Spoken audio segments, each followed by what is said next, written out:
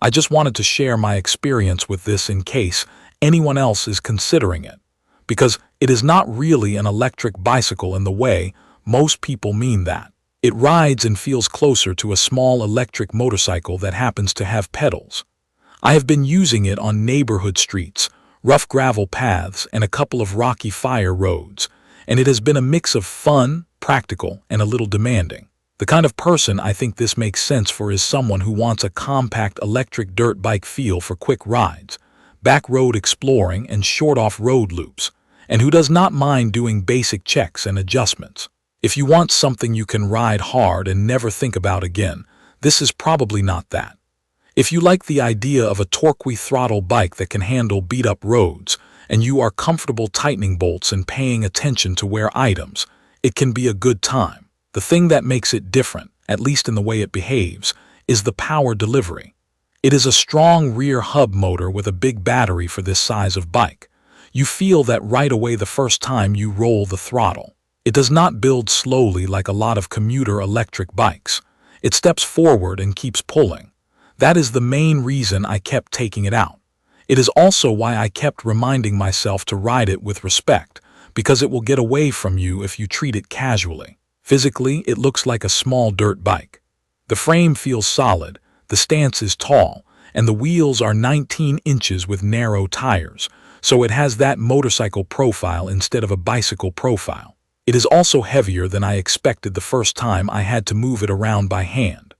On paper, it is around 105 pounds, and that sounds manageable, but in real life, picking it up a little to reposition it, or guiding it through a tight space, feels closer to moving a small motorcycle than moving an electric bicycle. If you live upstairs or you have to deal with stairs, I would think hard about that part.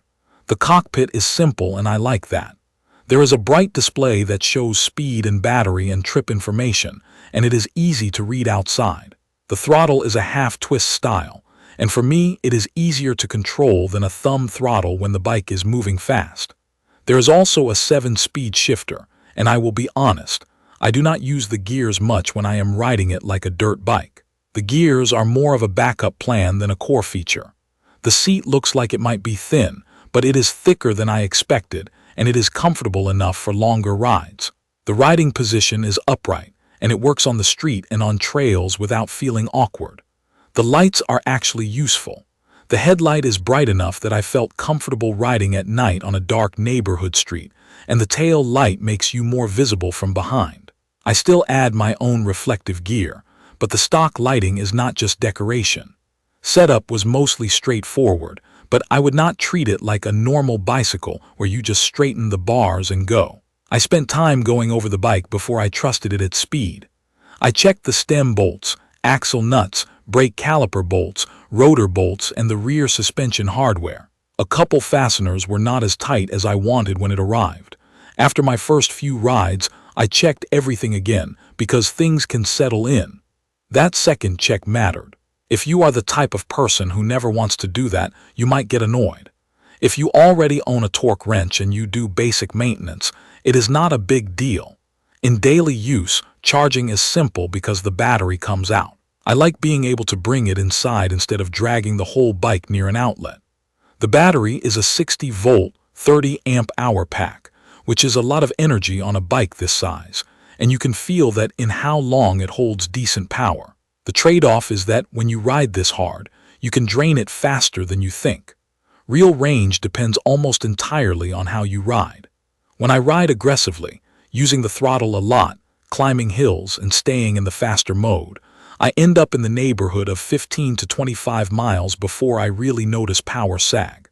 If I ride calmer, on flatter streets, and I am not doing repeated hard acceleration runs, it stretches into the mid-20s.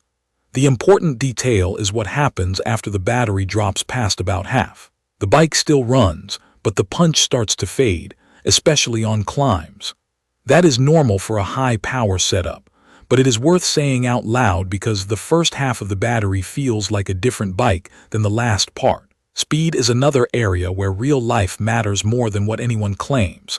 I have seen low to mid-40s on flat ground with a full charge using a phone-based speed readout. Downhill it can creep higher. Rider weight, wind, tire pressure, and surface all change the number. What matters more than top speed is how quickly it gets there. The acceleration is the part you feel every ride. It is strong enough that I do not hand this to a beginner and tell them to just figure it out.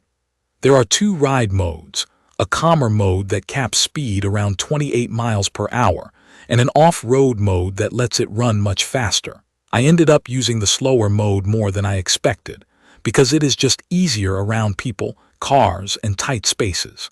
The faster mode is what I use when I am out on open roads or on dirt where I have room. Having that split makes the bike easier to live with.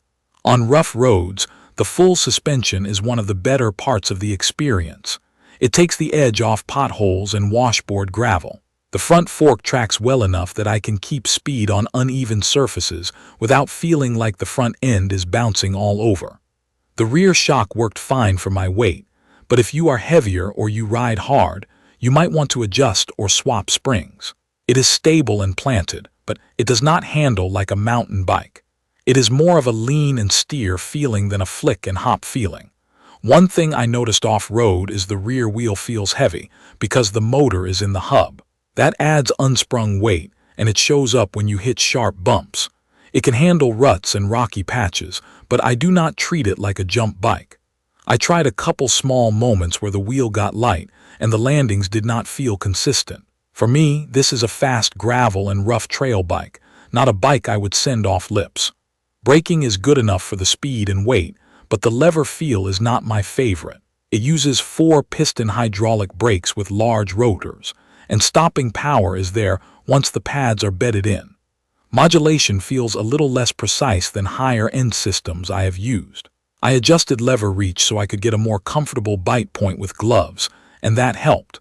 If you ride fast, I would also pay attention to pad wear and keep the rotors clean, because this bike carries real momentum. Reliability so far has been mostly fine, but it does ask for attention. I saw a little surface rust on some basic hardware after wet rides, so I started wiping it down and using a light protectant on exposed bolts. Electrically, I had a couple random error messages on the display that cleared after I turned the bike off and back on. It did not strand me, but it reminded me that this is a high-power machine with more going on than a simple commuter bike. I also make a habit of checking connectors and making sure nothing is loose. Now, I want to address smart features and the mobile app part, because people ask. On the unit I have been riding, I have not used a mobile app for it in any meaningful way, and I do not feel like I am missing much. The display gives me what I need while riding, which is speed, battery, and trip information. I prefer that on a bike like this, because I am usually wearing gloves and I am not trying to mess with a phone when I am out riding. The biggest strengths from my time riding it are the immediate acceleration, the stable feel at speed, and the way the suspension makes broken pavement and rough gravel more comfortable. The removable battery also makes it easier to live with if you charge indoors. The limitations are just as real. Range drops fast if you ride it like a dirt bike. Pedaling is not something I plan on doing for real transportation, because the bike is heavy and the pedals feel like a backup. The brake feel is fine but not very refined, and the ownership experience is more hands-on than many people expect, especially if you ride it hard and you ride it off-road. Overall, I have enjoyed it most as a fun machine for short rides, quick errands where I can park it easily, and exploring rough roads where a normal bicycle would feel underbuilt. I like it when I go into the ride knowing I am going to use the throttle, cover some ground, and come back home before I am stressing about battery. If you want a simple, low-maintenance commuter, I think there are better options. If you want something that feels closer to a small electric dirt bike, and you are willing to keep an eye on bolts and wear items, it can be a solid experience. If you have questions about anything I tested, like range on a certain terrain or how it feels on loose gravel, leave a comment and I will try to help. Subscribe to the channel if you want more real-use reviews like this, and thank you for watching.